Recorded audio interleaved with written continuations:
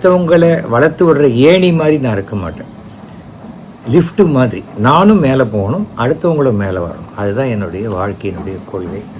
So இப்போது கொஞ்சம் ஒரு 15 நாளைக்குன்னு வச்சுக்கோங்களேன், 15 days இல்லை 10 days எவ்வளோ நாள் வரும்னு தெரியல, என்னுடைய அரசியல் பயணம். ஏனென்றால் 2011 நான் டிசைட் பண்ணேன், இனிமேல் எந்த தேர்தல்லையும் நாம் நிற்கிறது இல்லை அப்படின்னு. நான் முதல்ல தேர்தலில் நின்னது 1989 வருஷம் மயிலாப்பூரில் சுயேட்சை வேட்பாளராக நின்று. 1985 என்னுடைய அரசியல் பயணம் ஆரம்பிச்சது. அதை பற்றி நான் அப்படியே சொல்லிட்டு வரேன். என்னுடைய நண்பர் டிவிஎஸ் சோமுன்னு ஒரு பத்திரிகை ரிப்போர்ட்டர், திருப்பூர் சொந்த ஊர். அவர் அங்கே வந்ததுலேருந்து, அங்கேருந்து இங்கே சென்னைக்கு வந்ததுலேருந்து எனக்கு நல்ல பழக்கம். ஒரு நேர்மையான பத்திரிகையாளர், மனசில் என்ன பட்டதோ அது சொல்லுவார்.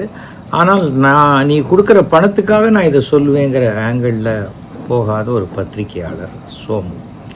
ஸோ அவர் தான் சொன்னார், என்ன சார் உங்கள் அரசியல் விஷயத்தை நீங்கள் ஒரு புக்காக போடலாமேனாரு. சார் எனக்கு உட்காந்து எழுதுறது கஷ்டம், நான் எவ்வளோ வேணால் பேசுவேன், நீங்கள் பேசுங்க சார், அப்புறம் அதை எடுத்து பண்ணிக்கலாம் அப்படின்னாரு. சரி, இது எல்லாருக்கும் தெரியணுங்கிறதுக்காக தான்.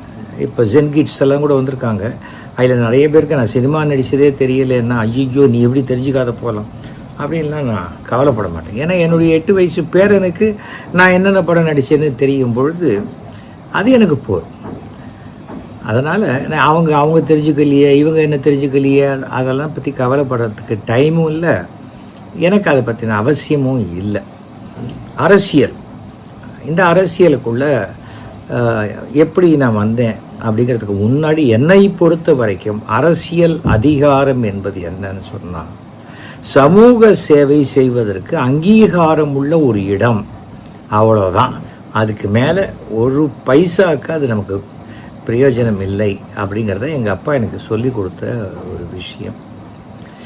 எங்கள் அப்பாவை நீங்கள் பார்த்துருப்பீங்க, ரோஜா படத்தில் வெள்ளப்பணியாரம் கேட்டு ஆக்ட் பண்ணவர், எப்போவுமே என்னுடைய பின்னாடி இருந்து என்னை வழிநடத்தி கொண்டு வருகிறவர். 86,000 பாட்டில் ரத்தம் சேமித்து கொடுத்தவர் லயன்ஸ் கிளப் வழியாக. திரைத்துறையினர் ஃபிஃப்சின்னு வச்சுருக்காங்களே, அந்த ஃபிஃப்சி பேர் வைப்பதற்கு எங்கள் அப்பாவும் எம்பி சீனிவாசன் 2 பேரும் தான் காரணம். பல படங்களுக்கு அப்பா லேபில் ப்ராசஸிங்கில் இருந்து தியேட்டருக்கு பிரிண்ட்டு வரும் இல்லையா, அந்த பிரிண்ட்டு போடக்கூடிய அந்த இன்சார்ஜாக இருந்திருக்கார். அப்புறம் சிலோனில், அதாவது நம்ம ஸ்ரீலங்காவில் 1960 68 வரைக்கும் கிட்டத்தட்ட 9 வருஷம் அங்கே இருந்து அங்கே ஒரு லேப் செட் பண்ணி அங்கே இந்தியாவிலேருந்து சிலோனுக்கு போகிற எல்லா படங்களையும் பிரிண்ட் எடுத்து அங்கே தியேட்டர்ஸ்க்கு அனுப்புகிறேன். அந்த லேபை செட் பண்ணது எங்கள் அப்பா தான். அப்புறம் இங்கே சென்னைக்கு வந்த பிறகு சென்னையில் ஃபிலிம் இன்ஸ்டியூட்டில் லேபரேட்டரி ப்ராசஸிங் விஷயத்தில் அப்பா ஒரு அட்வைசராக, அதே சமயத்தில் விசிட்டிங் ப்ரொஃபஸராக ஒர்க் பண்ணியிருக்கார் அப்பா. இதெல்லாம் எதுக்கு சொல்கிறேன்னு சொன்னால், என்ன விஷயங்கள் என்ன பாரம்பரியம் அப்படிங்கிறதுக்காக. எங்கள் அப்பா ஆரம்பத்துலேருந்தே ஒரு விஷயம் தான் சொல்லுவார், பெருசாக படிக்காட்டால் கூட பரவாயில்ல, ஒழுக்கமாக இருக்கணும் அப்படிம்பாரு. எங்கள் அப்பா இறக்குற வரைக்கும் அவர் ஒரு ட்ராப் லிக்கர் கூட சாப்பிட்டது கிடையாது, சிகரெட் குடித்தது கிடையாது. இன்னி வரைக்கும் நானும் ஒரு ட்ராப் லிக்கர் கூட சாப்பிட்டது கிடையாது, சிகரெட் குடித்தது கிடையாது. இது எதற்காக நான் சொல்கிறேன்னு சொன்னால், இது இந்த குலத்தளவே ஆகுமாம் குணம்ங்கிறது, ஜாதியெல்லாம் இல்லை, வம்சமாக நம்ம வருது. எங்கள் அப்பா எங்கள் தாத்தாவுக்கு நமஸ்காரம் பண்ணுறத, பாட்டிக்கு நமஸ்காரம் பண்ணுறத நான் பார்க்கும்போது, நானும் என் மனைவி எங்கள் அப்பா அம்மாவுக்கு நமஸ்காரம் பண்ணுறோம். அதை பார்க்கும்போது என் பேரன் பேத்திங்க, என் பையன் எல்லாம் எங்களுக்கு பண்ணுறது. இதெல்லாம் இதுதான் வம்சமாக வருது. இதைத்தான் நாம் சொல்லிக் கொடுக்கணுமே தவிர அதை தாண்டி பெருசாக ஒன்றும் சொல்ல வேண்டியதே இல்லை. சட்டத்தை மதித்து நடக்கணும். சட்டத்தை நாம் மதித்து நடந்தால் சட்டம் நமக்கு பாதுகாப்பு. நான் படித்தது diploma in mechanical engineering, post diploma in refrigeration and air conditioning engineering at Chennai தரமணியில் இருக்கிற பாலிடெக்னிக்கில், சவுத் ஈஸ்ட் ஏஷியாவிலே த பிக்கஸ்ட் பாலிடெக்னிக்கு அங்கே. அங்கே ஸ்டூடெண்ட்ஸுக்கெல்லாம் நான் தான் பெரிய ஃபோட்டோகிராஃபர், சினிமாவை பற்றி தெரிந்தவன். டெய்லி கட்டடிச்சுட்டு திருவான்மியூர் தியாகராஜா படத்து அந்த தியேட்டரில் போய் 25 பைசா தான் டிக்கெட்டு, டென்ட்டு கொட்டை. அப்போ நாங்கள் கொடுத்த 25 பைசாவே சேர்த்து வச்சு தான் அவர் கல் கட்டடமாக மாற்றி சினிமா தியேட்டராக மாற்றினாங்கன்னு வச்சுக்கோங்களேன். அந்த மாதிரி அந்த தியேட்டர் தான் ஏன் போவேன் அப்படின்னா, அதுதான் கரெக்டாக காலேஜ் விடுற 5 மணிக்கு அந்த தியேட்டர்லேயும் படம் விடுவாங்க. ஸோ வீட்டுக்கு வரும்போது கரெக்டாக இருக்கும் அப்படின்னு நான் அந்த காலேஜுக்கு மந்தவழியிலிருந்து என்னுடைய சைக்கிளில் தான் போவேன். அந்த சைக்கிள் எங்கள் தாத்தா பாட்டி ஊர்லேருந்து வர உறவுக்காரங்கள்லாம் கொடுத்த காசில் சேர்த்து வச்சு 500 ரூபாய்க்கு வாங்கின ஹெர்குலஸ் சைக்கிள். இதுதான், இதை தவிர ஒன்றும் இல்லை. ஏன்னா 6வது படிக்கிறதுலேருந்தே ஒரு 10 ரூபா பேட்டா ஸ்லிப்பர், அதுவும் இது மாதிரி வாங்கியிருந்தேன். எங்கள் அப்பா சொல்லி கொடுத்த வழக்கம், அடுத்தவங்கக்கிட்ட எதுக்கும் காசு எதிர்பார்க்கக்கூடாது, நாம் உழைப்பில் நம்ம வாழ வேண்டும். இதுதான். அதன் பிறகு 1969 19 வயசு பாலிடெக்னிக் முடிக்கும்பொழுதே எங்கள் அப்பா ரேடியோ சிலோன் கமர்ஷியல் ப்ராட்காஸ்டிங் கார்பரேஷனுக்கு இங்கே தமிழ்நாட்டில் அதோடைய கிளை ஹெட்டாக அப்பா பொறுப்பு ஏற்றுக்கொண்டார், ரேடியோ அட்வர்டைசிங் சர்வீசஸ்.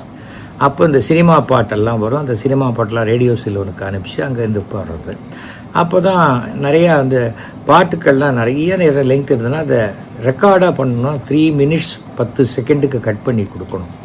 அந்த மாதிரி பண்ணுறதுக்கு அதை நானே பண்ண ஆரம்பித்தேன். எல்லாம் நமக்கு இதோ கட்ட விரல் தான் என்னுடைய குரு, ஏகலைவன் மாதிரி தான். நிறைய பேர் சொல்லுவாங்க எஸ்வி சேகர் ஒரு சுயம்பு அப்படின்பாரு. ஆனால் அந்த சுயம்புவை உருவாக்கியது எஸ்வி வெங்கட்ராமன் அலமேலு தம்பதியினர். அண்டு எங்கள் அப்பா பள்ளிக்கூட நாட்கள்லேருந்து, அதாவது என்னுடைய பள்ளிக்கூட நாட்கள்லேருந்து என்னை எல்லா விஷயத்துக்கும் என்கரேஜ் பண்ணினார். எனக்கு 11 வயசில் ஸ்கூட்டரை கட்டி கொடுத்தார். ஆனால் 18 வயசு வரைக்கும் லைசன்ஸ் வாங்குற வரைக்கும் ஓட்டக்கூடாதுன்னு சொன்னார். கற்றுக் கொடுத்தார். ஃபோட்டோகிராஃபி 12 வயசில் கற்றுக் கொடுத்தார். எங்கள் சித்தப்பா கல்யாணத்தை நான் தான் ஃபோட்டோ எடுத்தேன். அந்த மாதிரி பல விஷயங்கள். டேப் ரெக்கார்டர் வந்தது பாம்பேலேருந்து, நானே ரெக்கார்டிங் பண்ணுறேன்னு சொல்லி காக்காலாம் விரட்டிட்டு ஒரு ரெக்கார்டிங் பண்ணி பாம்பே கம்ஷா. நாங்கள் ஒரு ரஃப்பாக தானே ரெக்கார்ட் பண்ண சொன்னோம், ஏன் ஃபைனல் ரெக்கார்டிங் பண்ணீங்க அப்படின்னா, இவ்வளோ தானா ரெக்கார்டிங் அப்படின்னு கற்றுக்கிட்டேன். நான் இது வரைக்கும் 1000 ஜிங்கிள்கள், அதாவது ரேடியோ விளம்பரங்களுக்கு பண்ணியிருக்கேன். சென்னை விவித் பாரதியில் முதல்ல வந்த விளம்பரம் நான் பண்ணினது தான், லிப்டன் ரூபி டஸ்ட் டீ. அதே போல் ரஜினிகாந்த் அவர்களை வச்சு ஃபஸ்ட்டு அவர் வாய்ஸை ரெக்கார்ட் பண்ணி, என் பேர் ரஜினிகாந்த், பாலச்சந்தர் தான் எனக்கு இந்த பேர் வச்சார் அப்படின்னு சொல்லி அபூர்வ ராகங்களில் அவரை ஸ்கூட்டரில் அழைச்சிட்டு என்னுடைய ரெக்கார்டிங் தியேட்டரில் வச்சு ஒரு 10 நிமிஷம் ப்ரோக்ராம் 150 கட்டு ஒட்டி பண்ணி அதை ப்ராட்காஸ்ட் பண்ணேன். கமல் என்னுடைய நல்ல நண்பர், நானும் கமலும் ஆரம்பத்தில் நான் இங்கேருந்து கமல் வீட்டுக்கு ஸ்கூட்டரில் போய் அங்கே ஸ்கூட்டரை வச்சுட்டு அங்கேருந்து சஃபியா தேட்டருக்கு நடந்து போய் படம் பார்த்துட்டு வருவோம். ஏன்னா அது வரைக்கும் தான் பெட்ரோல் இருக்கும். அப்போல்லாம் பெட்ரோலில் ஜாஸ்தி, ₹1.45 1 லிட்டர். அதுக்கே பிரச்சனைன்னா பாருங்கள். அந்த மாதிரி தான். அதனால் இதெல்லாம் நான் ஒன்றும் அப்படியே தங்க தாம்பாளத்தில் அப்படியே தங்க ஸ்பூனில் சாப்பிட்டு வளர்ந்தவெல்லாம் கிடையாது. எங்கள் அப்பா சென்னைக்கு 1950 நான் பிறக்கும்போது வந்தவர். 50 ரூபா சம்பளத்தில் வாழ்க்கையை ஆரம்பித்தார். சகோதரிகளுக்கு கல்யாணம், சகோதரனுக்கு கல்யாணம், வயது முதிர்ந்த தாயார் எல்லாரையும் பார்த்துக்கிட்டு ஒரு கூட்டு குடும்பமாக வாழ்ந்தவர் தான் எங்கள் அப்பா. அதனால தான் என்னுடைய கல்யாணம் முடிஞ்சால் கூட தனி கொடுத்தருங்கிற ஒரு வார்த்தையை தவிர நீ எதை கேட்டாலும் நான் சரி அப்படின்னு சொல்லுவேன் தான் என் மனைவி கிட்ட. உமா மகேஸ்வரி அவை யாருன்னு சொன்னால் பிரபல இசையமைப்பாளர் ஜி ராமநாதன் அவர்களுடைய பேத்தி. உத்தமபுத்திரன், வீரபாண்டிய கட்டபொம்மன், கப்பலோட்டிய தமிழன், இந்த மாதிரி படங்களுக்கெல்லாம் இசையமைத்து ரஷ்யாவில் போய் விருது வாங்கினவர் அவர். ஸோ இப்படிப்பட்ட ஒரு சாதாரண ஒரு பிராமண நடுத்தர வர்க்கத்தை குடும்பத்தை சேர்ந்தவன் தான் இந்த எஸ்வி சேகர். என்னுடைய கலாச்சாரத்தையும் ஒழுக்கத்தையும் பண்பாட்டையும் எதற்காகவும் யாருக்காகவும் விட்டு கொடுக்கக்கூடாதுங்கிற ஒரு ஸ்ட்ராங் கொள்கை. ஆனால் என்னால் யாரோட வேணால் நண்பனாக இருக்க முடியும். அவன் என்ன கறி சாப்பிட்டாலும், பனிக்கறி சாப்பிட்டாலும் சரி, மாட்டுக்கறி சாப்பிட்டாலும் அவன் பக்கத்தில் உட்காந்து என்னால் சாப்பிட முடியும். நட்பு வேறு. ஆனால் என் கொள்கையை நான் யாருக்காகவும் எந்த இடத்துலையும் விட்டு கொடுக்க மாட்டேன். அதனால தான் எந்த அரசியல் கட்சியும் என்னை ரொம்ப நாள் வச்சுக்க மாட்டாங்க. இதுக்காக நான் தனியாக கட்சி ஆரம்பிக்கலாமே அப்படின்னு சில பேர் கேட்கலாம். இது சொந்த காசில் சூனியம் வச்சுக்கிற மாதிரி. ஏதாவது ஒரு கட்சியில் சேர்ந்து திடீர்னு தலைவராகி ஒரு 3 வருஷம் தன்னைத்தானே ப்ரமோட் பண்ணிக்கிட்டு மாதம் 1 கோடி ரூபா அதுக்காக செலவழித்து எல்லா இடத்துலையும் பணம் வாங்கி அப்புறம் மாதம் எனக்கு சாப்பாட்டுக்கே என் ஃப்ரெண்ட்ஸ் தான் கொடுக்குறாங்க அப்படிலாம் சொல்லிக்கிட்டே ஒரு 3000 கோடி ரூபா வரைக்கும் சேர்த்து தனியாக கட்சி ஆரம்பிக்கலான்னு ஆரம்பித்து அப்புறம் கட்சிக்கு இப்போ எல்லோரும் சேர்ந்த அப்புறம் இது கட்சி இல்லை, இது சமூக சேவை அமைப்பு அப்படிலாம் சொல்கிறதுக்கு எனக்கு மனசு வராது. ஏன்னா நான் ஒழுக்கமாக வளர்க்கப்பட்ட குடும்பத்திலிருந்து வந்த ஒரு ஒழுக்கமான சட்டத்தை மதித்து நடக்கக்கூடிய ஒரு நபர். ஓகே, அரசியல் கதைக்கு போகலாமா? முன்கதையே இவ்வளோ பெருசு இருக்கே, அவ்வளோ சுருக்கமாக அரசியல் கதையை சொல்லிட்டு போகிறீங்க அப்படின்னு நீங்கள் நினைக்கிறது எனக்கு புரியுது. ஒரு ட்ராமாவில் ஒரு டைலாக் வரும், சுருக்கமாக சொல்லுப்பா. கண்டிப்பாக சொல்கிறேங்க, ஒரு 2000 வருஷத்துக்கு முன்னாடி அப்படிமா சுருக்கமாக சொல்கிறதே 2000 வருஷத்துக்கு முன்னாடி ஆரம்பித்தா எப்படி இருக்கும்? அந்த மாதிரி தான். ஆனால் என்னென்னா, ஒரு விஷயத்தை நம்ம சொல்லிகிட்டு இருக்கும்போது நமக்கு ஞாபக மறதி இல்லாமல் எவ்வளோ ஞாபகம் இருக்கோ அது வரப்போகுது. இது நான் என் வாயினால் கொடுக்கக்கூடிய ஒரு வாக்கு மூலம் தான். இதில் பொய்யெல்லாம் கலந்து நான் பெரிய ஹீரோன்னு காட்டிக்க வேண்டிய அவசியமே கிடையாது. சினிமாலேயே நான் நகைச்சுவை படங்களில் தான் ஹீரோவை தவிர ஆக்ஷன் ஹீரோலாம் நான் இல்லை. அதனால் இப்படி ஆரம்பித்தது 1985. நான் 1979 பாலச்சந்தர் சார் என்ன வறுமையின் நிறம் சிவப்பு படத்தில் அறிமுகப்படுத்திட்டார். அதுக்கு முன்னாடியே நினைத்தாலே இனிக்கும்ல ஒரு சீன் ரஜினியோடு நான் ஆக்ட் பண்ணேன். அது எங்கள் வீட்டில் என்னுடைய ரெக்கார்டிங் ஸ்டூடியோவில் எடுத்தது. 1974 நான் என்னுடைய நாடக குழு நாடகப்பிரியாவை 72 வி கோபாலகிருஷ்ணன் அவருடைய ட்ராமா ட்ரூப்போட சிங்கப்பூர் மலேசியாவுக்கு போய் அங்கே ஏற்பட்ட சில